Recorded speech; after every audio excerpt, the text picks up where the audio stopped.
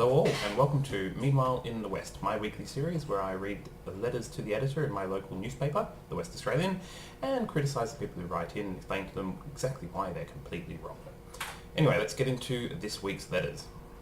This is Entitlement, 9th of April 2014. The 50 young men who attacked the wedding party and smashed up the restaurant have had free healthcare, education, legal assistance, housing and food from birth. They've been encouraged by left-wingers and hand-wringers to believe they have numerous entitlements, no responsibilities to anyone. Successive Labour and Liberal governments have given their parents endless welfare and numerous other forms of assistance, which has not only led to this situation, but will make it worse in the future. They now have the fixed idea that the necessities of life are an entitlement, so why should they have respect for anyone? Alan Wells, Wembley. Well, here's the thing, Alan.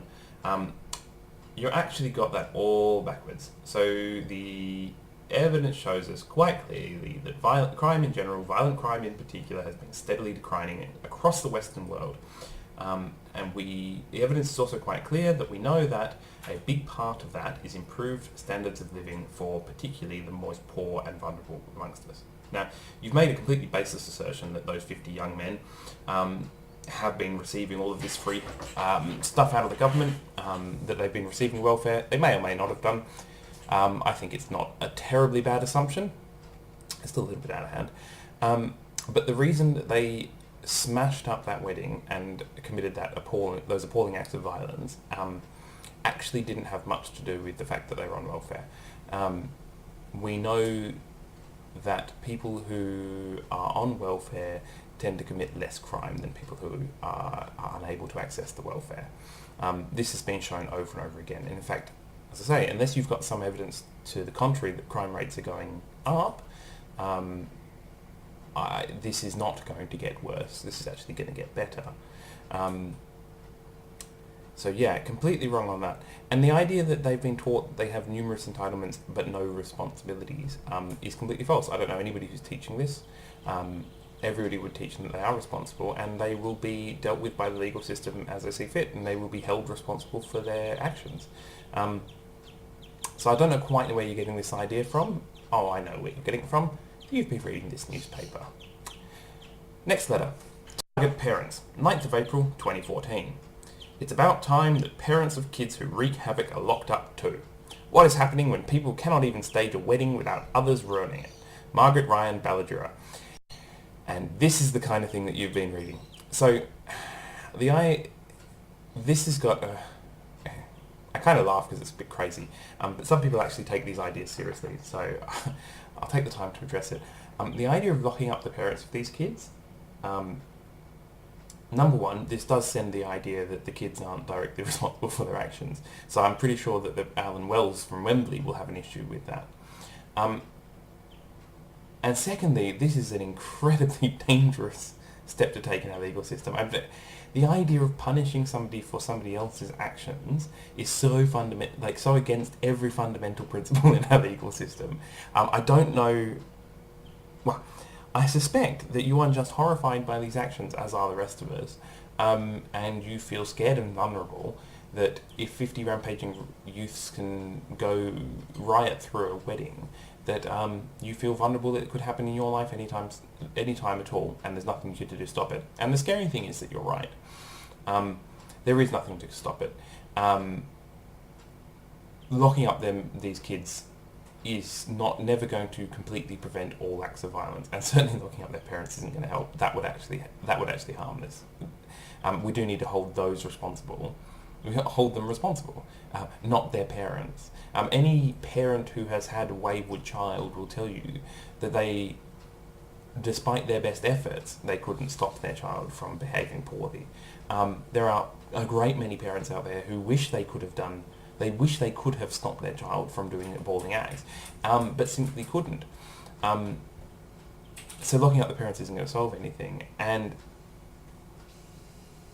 the good news is that our society is getting less and less violent. I mean, we're living in the safest time in history to be alive. And if you are an elderly person, you are in one of the safest demographics.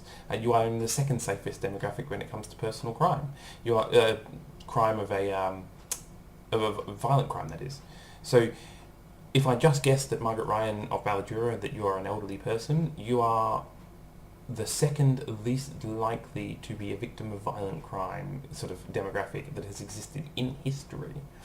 And so although it is scary that these events do still happen, and there is still work to be done to try and reduce it even further, you can rest assured that you are actually least likely to be assaulted by random people. Next, the Singapore Way, 10th of April 2014. It's about time the courts reflected the wishes of the general population by meting out what is deserved to gangs like those that raided last week's wedding in Point Walter. How about 12 months without parole, or even bringing back the rattan? Singapore has the right idea. Where is their crime? There is hardly any, because punishments there act as a real deterrent. Bruce Munn's Canning Vale.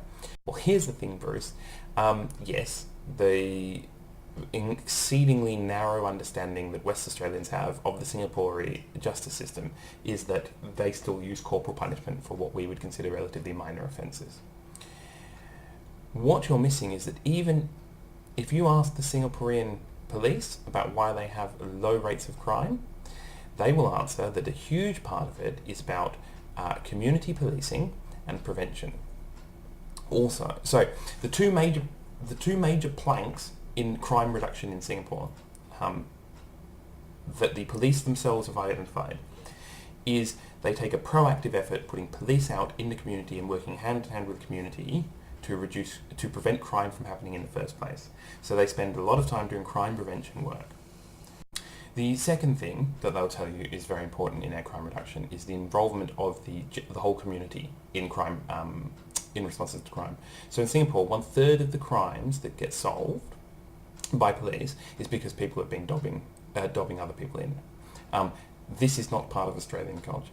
And so part of the reason why they have the lower crime rate than ours is actually because of the society in which it sits.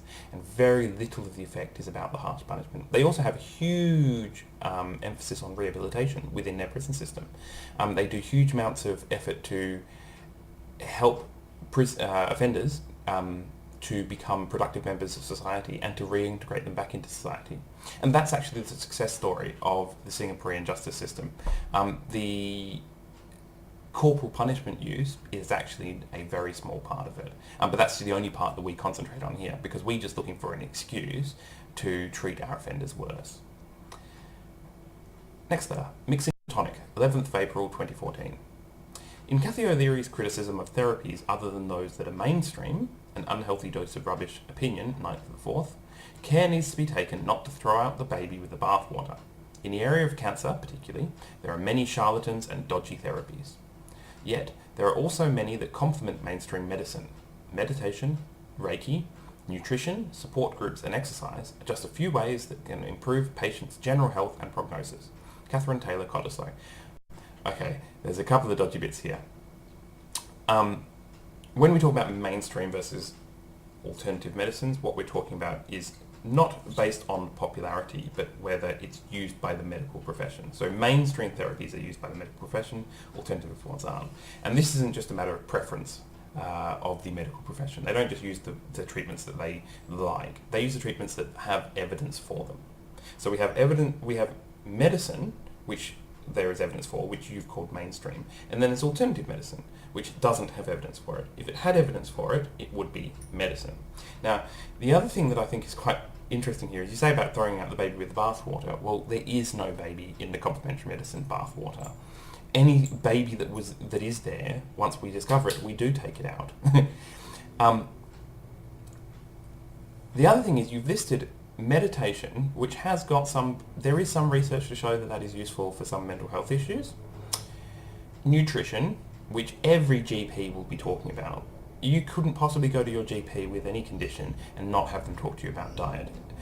This is not the idea of nutrition is not alternative.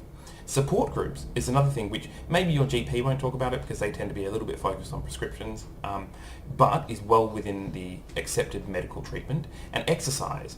I can't imagine a GP that wouldn't encourage you to exercise. This is, again, completely mainstream medical treatment, and you slip in there Reiki. Reiki that has, one, absolutely no evidence for it, 2 has a fair bit of evidence against it, showing that it has no effect. And 3 has no possible mechanism by which it could work. There is no conceivable way that it could work, and there's no evidence that it does. So to mix that in with the other things which do actually have some evidence is to mix your bathwater in with your baby and then ask us not to throw it out. That's the problem with alternative medicine. I bucked the system, 11th of April 2014. When I had to lose weight, a GP prescribed a diet drug. After reading the side effects, I binned them. I then investigated other measures before I was introduced to naturopathic drops, ethical supplements and organic whole foods. Side effects? Major sustained weight loss and improved general health.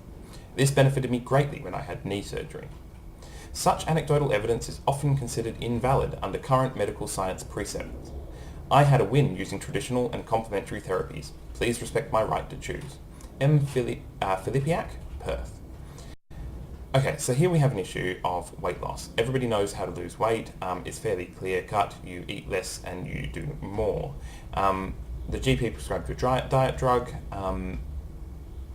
You read about side effects and you got rid of it. The fact that you were successful with the naturopathic drops, your ethical supplements and organic whole foods is not evidence for it. So there is a huge number of effects which could have explained why you lost weight. All of which need to be ruled out before we can consider the win that you got being down to your traditional and complementary therapies. The fact that you moved to organic whole foods suggests that there was a diet change, and that probably was all that happened, was you probably were eating better. And that's the reason why anecdotal accounts don't count as evidence. Because there are always other explanations that we need to rule out before we can be sure. If your naturopathic drops actually worked, then they would be medicine and people would be prescribing them. If your ethical supplements, I don't even know what that means, actually worked, there would be evidence for it and people would be prescribing it and it would be medicine. And look, nobody wants to deny you the right to choose. What we're trying to deny the right to is for companies to sell this stuff to you on the premise that it actually works, when there is no evidence for it.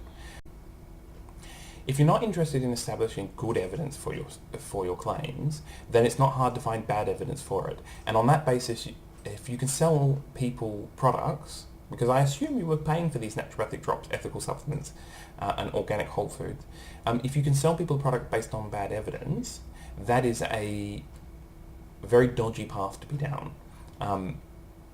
because then what's the limit?